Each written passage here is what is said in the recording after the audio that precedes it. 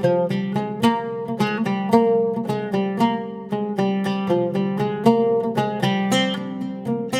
இன்னைக்கு எல்லாருடைய all time ஃபேவரட்டான தேங்காய் பால் வச்சு கிளாஸ் அல்வா எப்படி செய்கிறதுன்னு தான் பார்க்க போகிறோம். பொதுவாக நம்ம இதை பேக்கரிஸில் கடைகளில் சாப்பிட்ருப்போம். வீட்லேயும் அப்படியே அந்த டேஸ்ட் மாறாமல் பண்ண முடியும். வீடியோ படி ஆசிட்டிஸ் பண்ணுங்கள், பெர்ஃபெக்டான அல்வா நீங்களும் வீட்டில் செய்ய முடியும். ஹாய் ஃப்ரெண்ட்ஸ், வணக்கம். என் பேர் Abhi. Welcome to Indian recipes Tamil. வீடியோக்குள்ளே போகிறதுக்கு முன்னாடி நம்ம சேனல் இந்தியன் ரெசிபீஸ் தமிழை சப்ஸ்கிரைப் பண்ணிக்கோங்க. கூடவே இருக்க பெல் சிம்பலையும் கிளிக் பண்ணிக்கோங்க.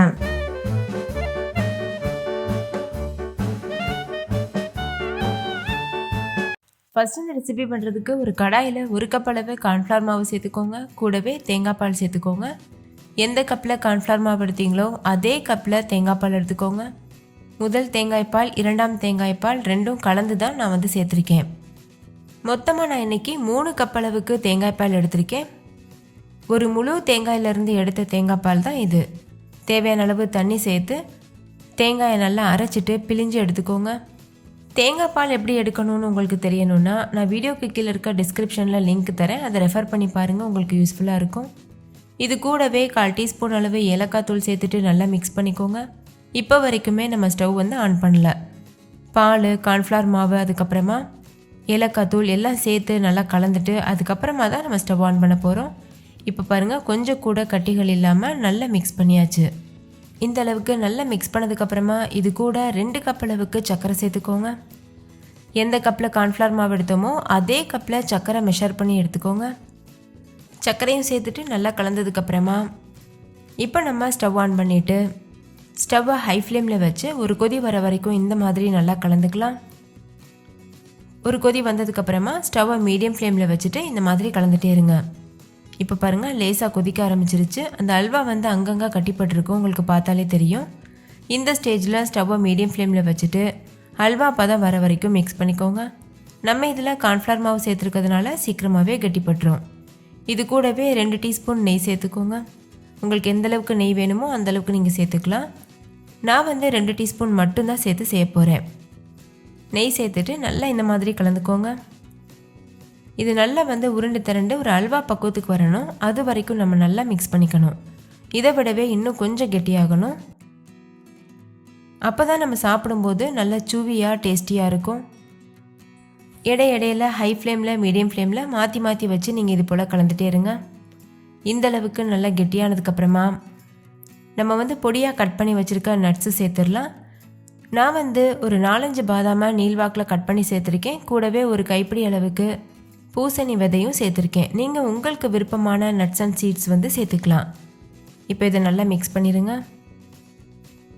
இப்போ ஃபைனலாக ஹை ஃப்ளேமில் வச்சுட்டு ஒரு நிமிஷத்துக்கு கைவிடாமல் இது போல் கலந்துக்கோங்க. இப்போ பாருங்கள், அல்வாவோட டெக்ஸ்சர் இன்னுமே நல்லாவே மாறி இருக்கு. எவ்வளோ நல்லா திக்காக வந்திருக்கு பாருங்கள். இந்த அளவு கன்சிஸ்டன்சியில் இருந்தால் தான் நம்ம சாப்பிடும்போது நல்ல சுவியாக இருக்கும். நம்ம கடைகளில் வாங்குகிற அல்வா போல் இருக்கும். இந்த ஸ்டேஜில் ஸ்டவ் ஆஃப் பண்ணிவிட்டு இதை ஒரு பிளேட்டுக்கு இல்லைனா ட்ரேக்கு மாற்றிடலாம். இந்த மாதிரி ஒரு கேக் ட்ரே, அப்படி இல்லைன்னா நார்மலாக பிளேட்டில் எண்ணெய் இல்லைன்னா பட்டர் ஷீட் போட்டு வச்சுக்கோங்க. நான் எண்ணெயும் அப்ளை பண்ணியிருக்கேன், பட்டர் ஷீட்டும் போட்டு வச்சுருக்கேன். நீங்கள் ரெண்டில் ஏதாவது ஒன்று கூட யூஸ் பண்ணிக்கலாம். இப்போ இதில் நம்ம செஞ்சு வச்சுருக்க அல்வாவை மாற்றிடுங்க. மாற்றிட்டு லெவல் பண்ணிவிட்டு இது ஒரு 5 மணி நேரத்துக்கு அப்படியே ஆற வச்சுருங்க. நீங்கள் இதை ஃப்ரிட்ஜிலலாம் வைக்கணும்னு அவசியம் இல்லை, வெளியில் வச்சு கூட ஆற வைக்கலாம். உங்களுக்கு சில்லுன்னு சாப்பிட்ணும் ஆசையாக இருந்ததுன்னா ஃப்ரிட்ஜில் வச்சு கூட சர்வ் பண்ணலாம். இப்போ இந்த மாதிரி நல்லா லெவல் பண்ணிக்கோங்க. இப்போ இது நல்லா ஆறட்டும். ஆறினதுக்கப்புறமா நம்ம சர்வ் பண்ணலாம். இப்போ பாருங்கள், நல்லா ஆறிடுச்சு. இந்தளவுக்கு நல்லா கெட்டியானதுக்கப்புறமா ஒரு பிளேட்டில் இதை கவிழ்த்திட்டு லேசாக டேப் பண்ணிங்கன்னா போதும். ஈஸியாகவே டிமோல்ட் ஆகி வந்துடும். ஏன்னா நம்ம பட்டர் ஷீட்லாம் போட்டு வச்சுருக்கோம்ல, அதனால். இப்போ நம்ம அடியில் போட்டிருந்த பட்டர் ஷீட்டை ரிமூவ் பண்ணிவிட்டு இதை எந்த ஷேப்புக்கு வேணுமோ அந்த ஷேப்புக்கு நீங்கள் கட் பண்ணிவிட்டு சர்வ் பண்ணிடலாம். நான் கடைகளில் கிடைக்கிறது போலவே ஸ்கொயர் ஷேப்பில் கட் பண்ண போகிறேன்.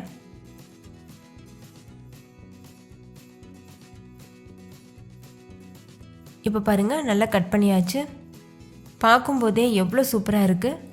நல்ல சாஃப்டாக சுவியாக ரொம்பவே அருமையாக இருக்கும். டேஸ்ட்டும் அவ்வளோ பக்காவாக இருக்கும். வீட்டில் இருக்க யாருமே கண்டுபிடிக்க மாட்டாங்க நம்ம வீட்டில் தான் செஞ்சோன்னு. கடையில் வாங்கினது போல் அவ்வளோ பெர்ஃபெக்டாக இருக்கும். நீங்கள் இதை இப்படியே கூட சர்வ் பண்ணலாம். அப்படி இல்லைன்னா இந்த மாதிரி ஒரு ரேப்பரில் ரேப் பண்ணி கூட சர்வ் பண்ணலாம். நான் வந்து ஒரு ரேப்பரை சின்னதாக ஸ்கொயர் ஷேப்பில் கட் பண்ணிவிட்டு அதில் கொஞ்சமாக கசகசா, அதுக்கப்புறமா காய்ந்த ரோஜா பூவை சின்ன சின்னதாக கட் பண்ணி போட்டிருக்கேன். அடுத்து அதில் கொஞ்சமாக பாதாம் வந்து கட் பண்ணி சேர்த்துருக்கேன், பூசணி விதை கட் பண்ணி சேர்த்துருக்கேன்.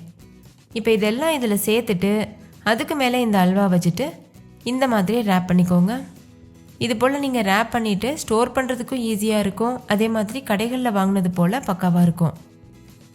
அவ்வளோதான் பாருங்கள், சூப்பராக அல்வா தயாராகிருச்சு.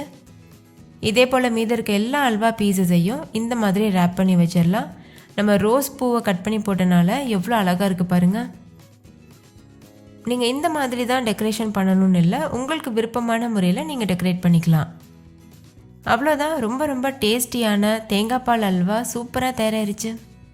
நீங்களும் கண்டிப்பாக ட்ரை பண்ணி பாருங்கள். குட்டீஸ்லேருந்து பெரியவங்க வரைக்கும் கேட்டு வாங்கி சாப்பிடுவாங்க, அவ்வளோ ருசியாக இருக்கும். ஓகே ஃப்ரெண்ட்ஸ், இந்த அல்வா ரெசிபி உங்களுக்கு ரொம்ப பிடிச்சிருந்தா லைக் பண்ணுங்கள், உங்கள் ஃப்ரெண்ட்ஸ் கூடவும் ஷேர் பண்ணுங்கள். நீங்களும் வீட்டில் செஞ்சு பார்த்துட்டு டேஸ்ட் எப்படி இருந்ததுன்னு கமெண்ட்டில் சொல்லுங்கள். தேங்க்யூ, பாய்.